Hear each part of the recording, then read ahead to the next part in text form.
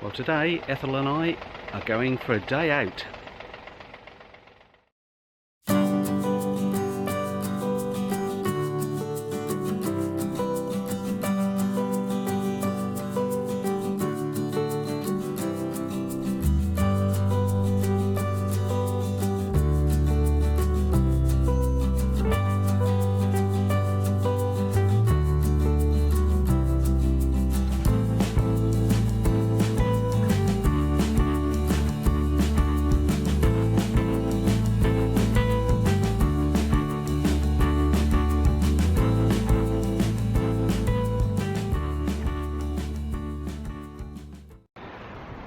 Well, this morning we've arrived at Simpsons because Ethel is 3 years old and she's due to have a little MOT test. Well, little Ethel's been booked in. She's having a little wash and a brush up and an MOT this morning.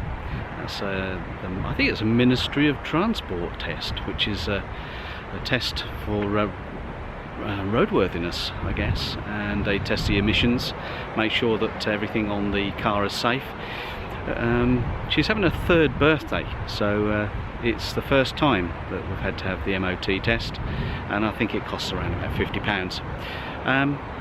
Meanwhile, I'm like a little boy in the sweet shop again. I've come into Simpsons Motorhomes and something's caught my eye. One or two vans here that caught my eye. In fact, there's more than one or two. Let's have a look at a couple. Well, there's one here that caught my eye. It's Burstner. Now, I don't usually look in Burstners, but I've got one or two friends that have well, expressed an interest, and a couple of friends have actually owned them. So let's go and see what it's all about. This one's an automatic. It's on a Fiat Ducato. It's 3 years old, and it's marked up at £53,000. Now, on the outside here, it looks pretty darn clean to me, and quite a striking colour. So you can pick that up without the sun shining. The rear of the vehicle's quite pretty. As with a lot of these motorhomes, there's no windows in the back, probably because there's a washroom, but we'll have a little look at that in a minute. There is reversing and rear view camera, and quite decent light clusters, so you can see no towing bar, no bike rack, but nice alloy wheels, gas locker box, and as with all these Continental vans, the door is in the offside, the habitation door, that is. Let's go and have a little look inside. Well, first of all, I noticed it's a cracking door. I mean, that is a lovely big door with a wide open entrance here. Nice wide entrance. Some of the doors are a bit narrow these days, but old boy like me doesn't have any trouble getting in there. Starting off in the galley then. Rather nice looking shiny worktops here, with a cover for a nice stainless steel sink. Lovely looking faucet on the top there, water tap, 3-burner ring, which is quite traditional and quite classic for Continental vans. And this one has a little combination oven as well, just down here. We can have a quick look at that. Not very big, but of course they're plenty good enough for what we want in a motorhome. Nice deep cutlery drawer there.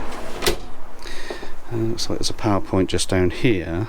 There's none above that I can see, so your cord would have to come around the back of the glass panel there and protect a panel. Nice tidy little tool locker there, and a corner one. Let's see how much space we've got in. Oh, that's plenty of room in there. That's cool. And again, nice shiny finish on the doors. There is a locker at the top here as well, which oh, that's nice and deep. Definitely get your cups and saucers and your tea and coffee in there, and plates and what have you. And then there's along here there's a little a little place, a little shelf for putting things. Not quite sure what we put on there that didn't fall off. I think the reason for no lockers along this section of the motorhome is because we have a drop down bed, and I can see there is a roof light underneath the drop down bed there. It does take away the ability to have the big open window, sort of sunroof type opening window over the cab, but it's reasonably made up for by, you know, good sized windows in the lounge area here. Let's take a look at the lounge.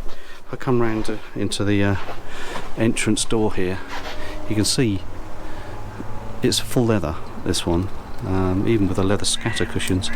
Nice big table which moves from side to side, left to right, and up and down, and a side seating area here, so it provides a good lounge to sit. I would probably say, what, 2, 3, 4, 5, 6 people comfortably. TV point up here, and an opening window, just a smaller one, to the right. This is an automatic, or the Variomatic Fiat Ducato. So essentially it's an automatic gearbox, but it's an electronic type. Okay, nice cab, and quite smart looking seats. Doesn't look like they've had much wear, it's very clean and tidy. Sometimes the leather can pick up stains if you wear blue jeans, you know, it always comes off the blue jeans. But moving around to the back of the van here, we've got, as you come in opposite the galley, there is a cupboard here. Let's have a look. And that's a fairly generous cupboard there for storage. And oh, sorry about that. That's a bit frightening, wasn't it? Quite a nice drinks cabinet for putting all your bottles and things. And just above the door is the control panels. And Truma iNet ready blown air heating. Very adequate indeed. Fridge. Now this is one of these tall slimline fridges, which I always think there's plenty of room in there. It's not that deep, but it's plenty of room for 2 people, I think, for you know, your stuff. And nice little freezer box in the top. So that's absolutely fine. And above the fridge is another cupboard. I don't see a microwave in here. Not everybody wants a microwave, but I guess you could have one fitted above the fridge freezer. And there's another mirror. Really catching me out with the mirrors today. I thought the van was longer than it is, but big wardrobe here next to the fridge with hanging space. Your TV aerial is in here as well for adjustment. Lots of shelves in the bottom. 1, 2, 3. Plenty of room there for your wardrobe. And then round to the right we have a washroom, and again more mirrors. A slightly angled basin, which allows it to be a little more curvaceous, if you like. It's not that it's not going to use lots of water because of this angled. I quite like that angled sink, but it does, you know, if you're washing and shaving, it's got that nice bowl feel about it, so you don't splash everywhere. Again, interesting faucet on this one. And cupboard under, I'll just press the button here. It's a pretty good sized cupboard. That other door will open. Just with one hand, that's finding it a little tricky. Window, let's have a look. Yeah, no frosted glass in the window, which is probably why the blind has been pulled up. But you can have it on fly screen and blind. These all nice cassette blinds, which are good quality. Lighting above the mirror, again, nice touch. Towel roll, and there's a blown warm air point just at the bottom, obviously to convect warm air into the washroom. Lovely big locker up here. This is, now is the back of the van. So you've got a nice locker here for towels and what have you. Excellent. And then a separate shower with a swing closing door, two-piece door here, a little ventilation above, and that's a decent sized shower. You can see from the shower tray. Pretty good. All in all, the eye catcher that I thought from the car park has delivered for me. That is a nice motorhome, not too big, and it offers plenty of comfort in the way of the rear washroom. Nice little midships galley, which is turned to the side rather than being a linear along the, along this way. It's front to back, and you have your back to your audience whilst you're cooking. So if anyone's in the lounge, I guess you would have your back to them, but don't see that as being an issue really. But that is really clean van. It's 3 years old, like I say. You can see it has been out on the road, but there's no real nasty marks or issues that I can see. Not first off anyway. And Burstner have a good reputation for build quality, so we shouldn't expect any problems really. Nice fly screen. Very good. Take one more look outside.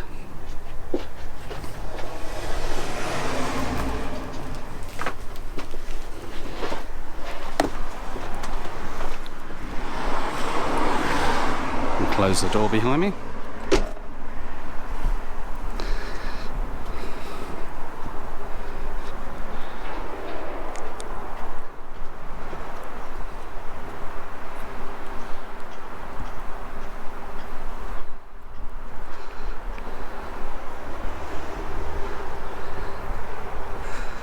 And that's the MkII IT640. Well, it's mid-morning now. It's getting busier in Simpsons. You can see they've got an awful lot of vans to look around. Several people browsing various different vans. The second van to catch my eye this morning is a Sunlight. Now this one is on a slightly lower budget. It's 2013/2014 model, £33,000. So if you're on a slightly lighter budget, this could be the one for you. Very clean looking van, white, and in the earlier version Fiat Ducato, but doesn't have alloy wheels. This one has got mirror protectors on it, and down the near side, the curb side, it's looking pretty clean and tidy. Evidence that there is the Thetford cassette toilet in the back of this van. Gas bottle box, and a usual Fiat Ducato shape and style. Inside looks like there's a little garage locker here, which could be quite useful. Let's have a look around the back. Cycle rack fitted, again very handy, and there's a reversing camera. Not sure quite what angle that camera's at, but it certainly will give you some rear view. There's only a single lens on that, but there is a towing equipment on the back, which again, if you want to tow a little trailer or a little car, everything appears to be ready there, with a 13-pin connector for the electrics. Yeah, quite a smart, clean looking van from the outside. Let's go and have a little look inside. Now immediately I see there's no window in the door from here, so I think we're looking at a slightly lower budget van from the off to the Burstner that we just looked at. Yeah, decent door, pins back on itself, and we're going in now with a electric step into the back of the van, and immediately the thing that struck me is as a worktop where I'm going to put my bag, and some hangers here. These are coat hangers, so if you've got a wet coat you can leave it behind before you enter the van. Big locker on the back there, so this is the back of the van. Hasn't got quite the authority on the click shut that the Burstner had. This is a nice looking cupboard for clothes and things, and there's one below it as well. Let's just open that one up. Once again, lots of storage in there. And starting off this time with the washroom, and a corner washroom. There's the cassette toilet. Corner washroom this time. There is a door so that we can close off the shower from both sides. So although it appears to be a wet room, you have got these folding doors, so you can make a little square box and keep the rest of the washroom from getting wet when you're showering. Useful. No window in the side, but there is a ventilation opening in the top. Interesting grey colour perspex doors here for your lotions and potions are there. There's another one below the sink which I can't quite get to. Lots of carpet in here, but that's not a problem. Not a bad washroom. Plenty of space there to get changed in, I think. Just to the right of the washroom we have a wardrobe, and again there's some infill cushions there, so no doubt the double bed would require them if you were to make it up. Lots of hanging space, and the TV aerial is mounted in there. Moving down, we've got the heating controls, and below that the Truma boiler. Wouldn't fit much else in there. I think that's just a plant room in there. And it's blown warm air. I can see the vent underneath while I'm down here. See, oh, poor old boy. Another cupboard. That's where the old tins and bottles can go, isn't it? The heavy stuff in there. And just above it is a fridge disguised with this nice panelling. Quite like that. Some people say, oh, it's dated, but I don't mind that. I quite like that. You know, don't show the fingerprints like some of them do. Yeah, you get your granddaughters in there, you'll soon know you've got fingerprints. Bless the little cottons. There's a freezer, separate freezer. Sue and I like the separate freezer from the fridge. Good sign. We like that. And above, oh gosh, that's a tight door.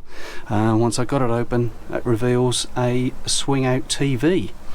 Looks like there's already a TV in there, and that will pull out for you to view from the lounge, which incidentally is right next to me. Here it is. And chocolate brown, not to everyone's taste, but it looks quite fresh. Definitely creams and browns in here. Again, not to everybody's taste. Bit beige, I suppose, but clean and tidy. Don't have an issue with it. The two seats swing round as you expect, and manual gearbox on this one. And the radio front's been removed, but we can see that there's some nice wood effect panelling on the doors. You either love it or hate it. I don't mind it, actually. I think it's quite nice. It gives it a little bit of character. And it looks like there's something to the right there, some sort of media unit, might be a satellite navigation, not quite sure, or even the reversing camera that we saw earlier. Nice big over cab window, and interestingly enough, this one has a drop down bed but retains that window, so it can be done. Probably compromises the bed slightly, makes it a little smaller, but there is a drop down double bed. And as with all my walk rounds, I never attempt to take the beds down. Interesting, I see a seat belt there. Suggests to me that the seat belts and the two seats here are for travelling. Very good. And another locker just here, which is on the base of the drop down bed, so you're not going to be, it's not a huge locker, not going to be able to load that with too much heavy, because that's going to affect the balance of the drop down bed. But this lounge area is quite nice. It feels quite spacious, and I say that because this left hand bunk here is set back a bit. To me, it's quite a wide van, and a nice shaped table. If you're sitting here to eat, you may want to have an extension on the table perhaps, but certainly 3 people, possibly 4, can sit around the table comfortably. And you can sit, you know, if you're socialising with the table up, you could sit, what, 2, 4, 6, possibly 7 people in here quite comfortably. 6 definitely, 7 at a push. 6 and 2 dogs maybe. Yeah. So that's the van. Oh, we didn't do the kitchen, did we? The galley. Oh, I quite like the L-shaped top here. Again, it doesn't look as if it's had an awful lot of use for the age of the van. That looks brand new. There's certainly none of my cooking skills been executed on that hob. And the sink again is fairly clean, really, just needs a little bit of a wipe. So there's not been a lot of activity in this kitchen. Little Thetford, oh look, nobody's ever used it, have they? I used to go out to it, I reckon. But that is a lovely kitchen. Yeah, just a few little marks. They've obviously had cutlery in there, so there's somebody has lived in it at some point. And oh, that's handy. Nice little waste bin. It's useful. In that cupboard there. So there you have it. Not bad, eh? If you're on a lighter budget, I think you've got a cracking motorhome. And incidentally, there's an air conditioning unit in the roof. How about that? Now, somebody's been to France in this, I would imagine. But nice skylight as well. But to have a unit that can keep you cool in summer is a real added bonus. That sells the van for me. So there we are, getting all excited now. Well, that is about it for my short visit to Simpsons today. Little Ethel's had her MOT and she's waiting for me over there. She had a little wash as well. And I could look around this place all day, you know, but I haven't got time for that today. So I hope you enjoyed that little visit. We'll be back at Simpsons again, no doubt, later in the season. Already the 2020 models are starting to come through, but no doubt we'll bump into them at one of the shows as well. I'd like to thank Simpsons of Great Yarmouth for allowing me to film on their site today, and look forward to seeing you on the next vlog. Bye for now.